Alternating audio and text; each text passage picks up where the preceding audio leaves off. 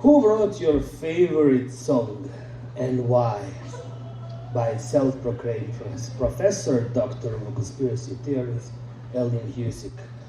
I'm also a self-proclaimed genius and jazz musician. Thank you. Next slide, please. Music matters because it is a universal human catalyst that physically reshapes our brains, regulates our emotions, and builds communities where languages fall short. It functions as a non-pharmaceutical tool for health while serving as a core pillar of cultural and personal identity. Music is one of the rare activities that engages the left and right hemispheres, if you have them, simultaneously, stimulating auditory, motor, and emotional regions. When people listen to the same music together, their brain waves literally synchronize, inducing a shared emotional state. This is why music matters. Can we have the next slide, please? The intersection of music and medicine has deep historical roots and active contemporary applications. Practitioners in the Middle East utilize traditional microtonal instruments and makams, musical scales, for clinical therapy, while traveling medical professionals share their musical talents to soothe patients and bring global communities together. The integration of music into healthcare is a cornerstone of the region's medical history. Historic Islamic hospitals pioneered the use of melodic instruments, soothing rhythms, and the recitation of sacred texts to treat depression, insomnia, and psychiatric disorders.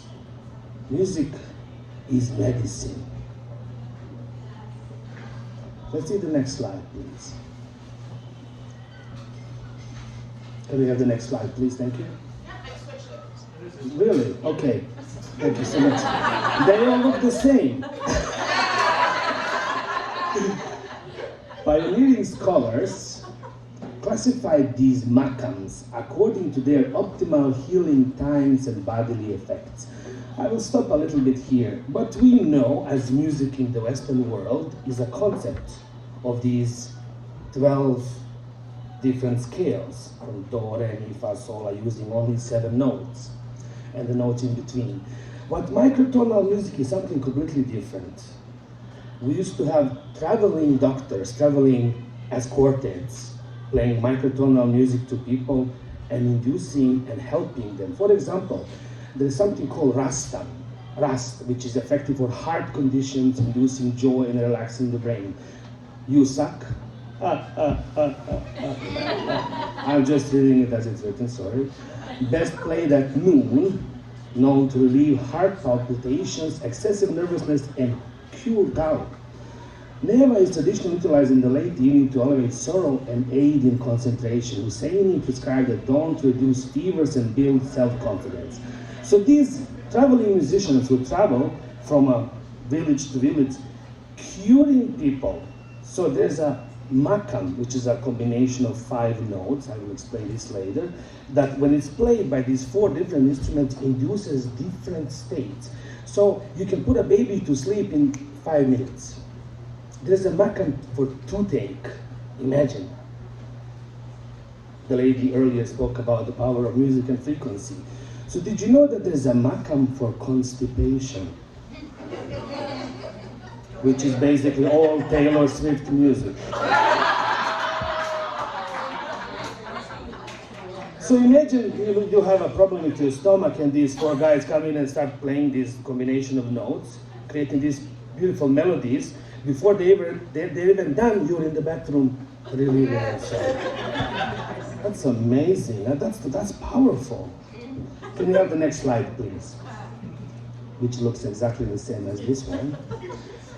In Turkish music theory, the octave is divided into 53 equal intervals known as commas, specifically the Holdrian comma.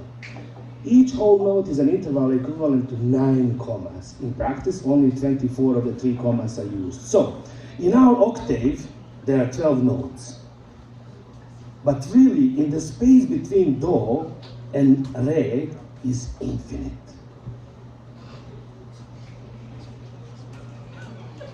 Thank you so much. I can park my fat ass in it.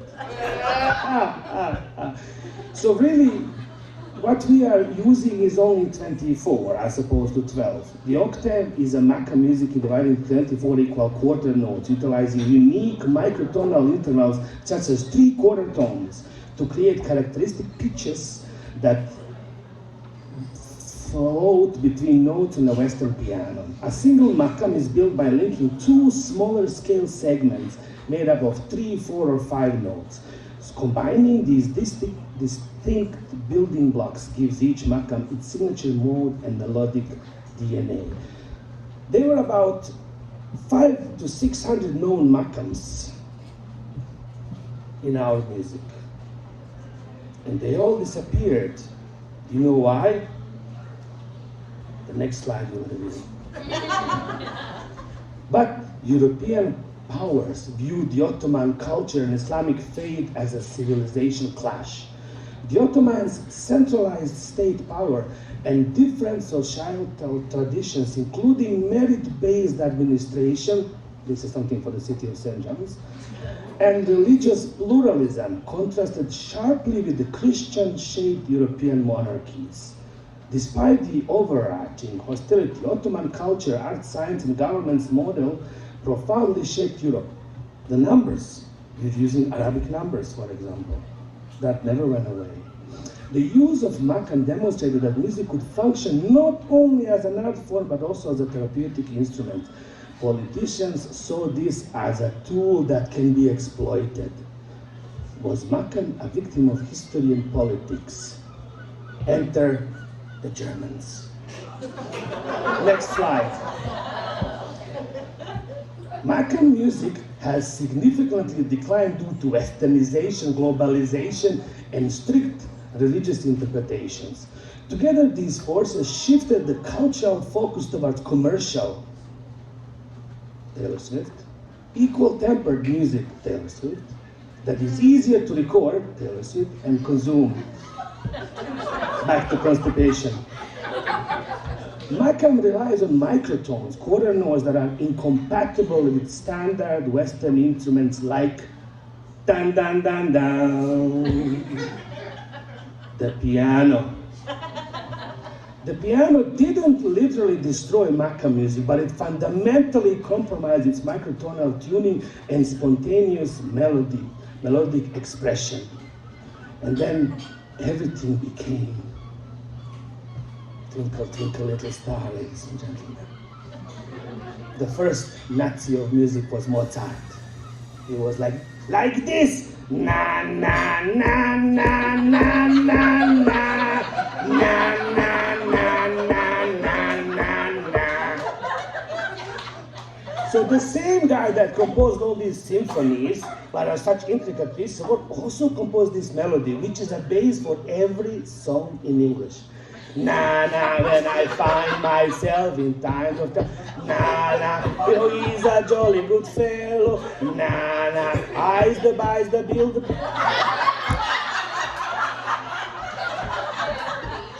We are constantly reliving the bloody Twinkle, Twinkle, Little Star.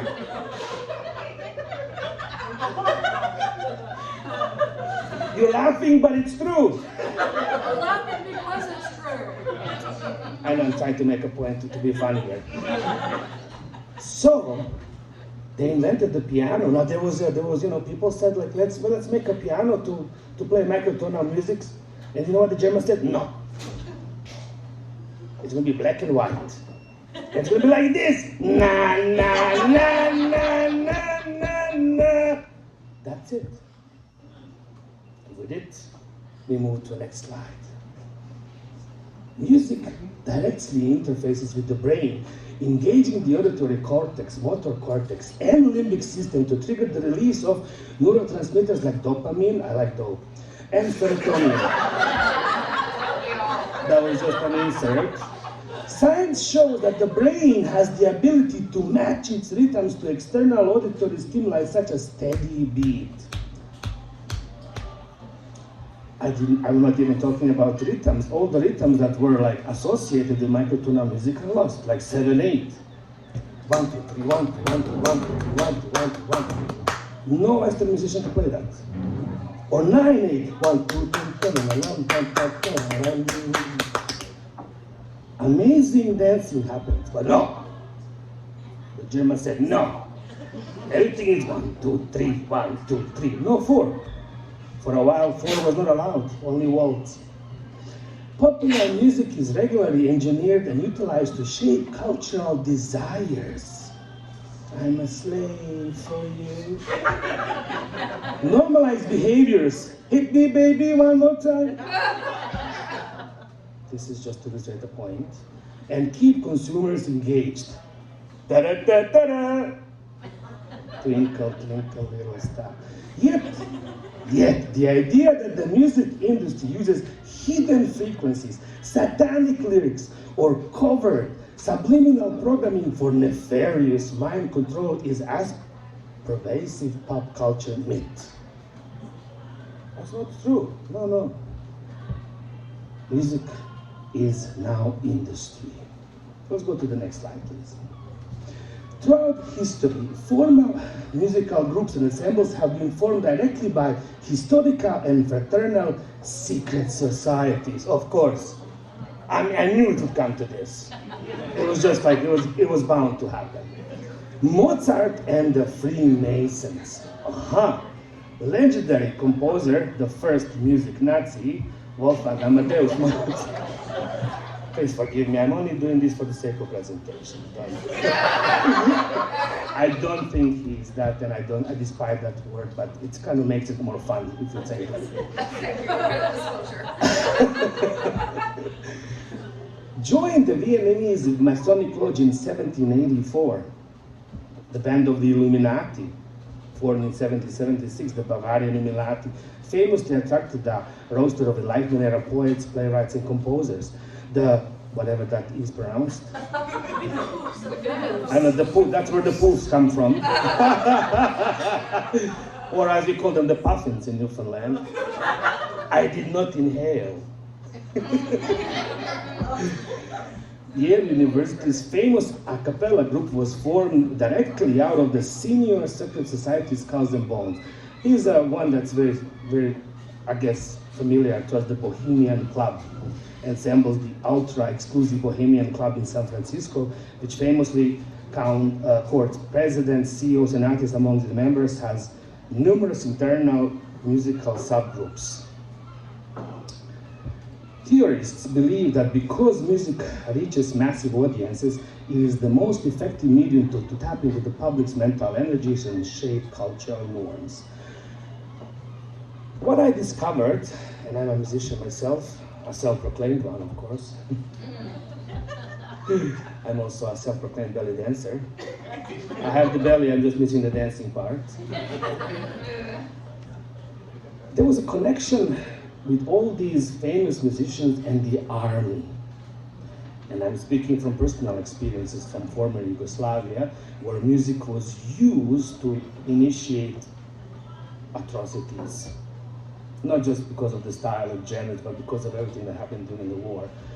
A lot of famous musicians had their parents in the army. For example, if you look at the Police, the most famous drummer, Stuart Copeland, his father was a member of CIA. Right? Jim Morrison's father was also in the army. Zappa, Frank Zappa's father. There was a lot of connections, and I'm also seeing this at a local level, at the level of like my friends that I knew that were really famous in my country, that duplicates all over the world. There's some sort of connection there as well, right? Can we have the next slide, please? Actual government intelligence and secret service agencies like the U.S. Office of Strategic Services, or OSS, and the CIA, which stands for, have adapted and written popular songs, though mostly for covert psychological warfare and propaganda. Most famously, persistent theorists suggest that CIA wrote and promoted the 1990s Scorpions' power ballad Wind of Change. Remember that song? Take me to the magic of the moment on a... Nobody remembers that because I just aged myself. That was a banger when I was a young man. My goodness, I have scored so many times with that song. Sometimes there was a person too as well.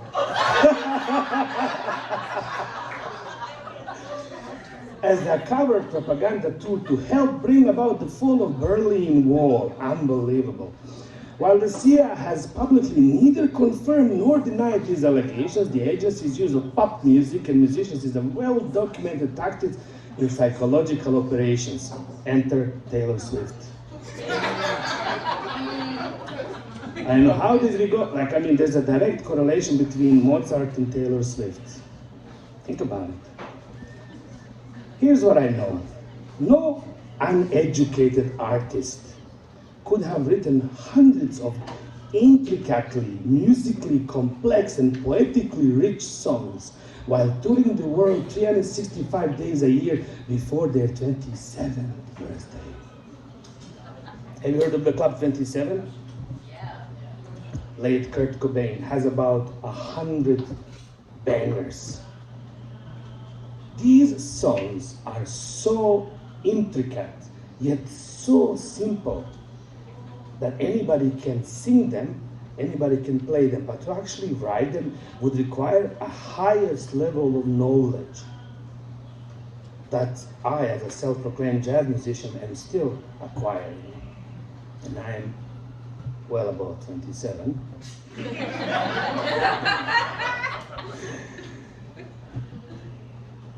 He was touring 365 days a year.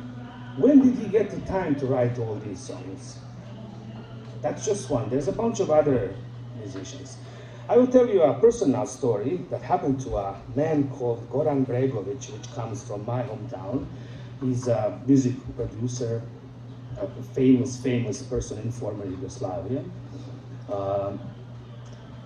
He was approached by a member of our then Communist Party and was given a notebook like this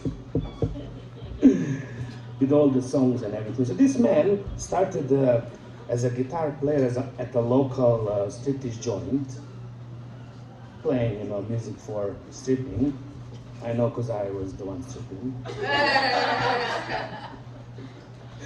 We were a very progressive society. And then he comes up with these songs that are incorporating the Christian and Muslim music, whatever that is labeled these days, in intricate rhythms and melodies, which such poetic language that no 17-year-old can write, right? George Michael wrote Careless Whisper when he was 17, for example, right? Backstreet Boys, they all wrote their own music as well. So he was approached by these people who actually I met, and they told me that their songs were given to him. They used to pick up different PhD doctors of musicians to put together in the same room like this, and tell them, we need a song that will make Albanians happy. Okay. So now we need a song to make, Christians happy or Muslims mad. Well, that's easy these days, right? So that is my true question. Who really wrote your favorite song and why?